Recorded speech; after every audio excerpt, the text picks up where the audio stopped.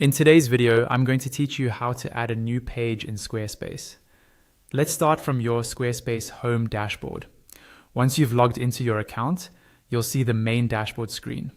This is your central control panel for everything related to your site. Take a moment to make sure you're in the correct website if you manage more than one, because any changes you make will only apply to the site that's currently selected. From here, look for the option labeled Website on the left-hand side. Go ahead and click on that.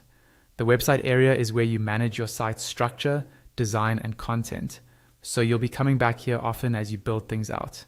After clicking website, you'll see a list of options such as pages, design, and others. For now, we're interested in the structure of the site, so click on Pages. This opens the Pages panel, which shows your site's navigation. You'll see sections like Main Navigation, Footer, and sometimes Not Linked, depending on your template and what you've already set up. To add a new page that appears in your main menu, move your cursor to the main navigation section.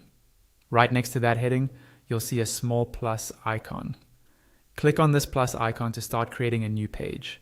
This tells Squarespace you want to add a new item directly to your primary navigation bar. When you click the plus icon, Squarespace will show you a list of page types grouped under categories like Introduce, Sell, and Showcase. These are simply suggestions to help you choose the right structure. For example, Introduce might include pages like Home or About, Sell might include a store or services page, and Showcase could include portfolio or gallery pages. Click on the type of page that best fits what you want. This choice gives you a starting layout tailored to that purpose. Once you select a type, you'll see a number of templates appear on the right-hand side. These templates are pre-designed layouts you can use, complete with sections and placeholder content.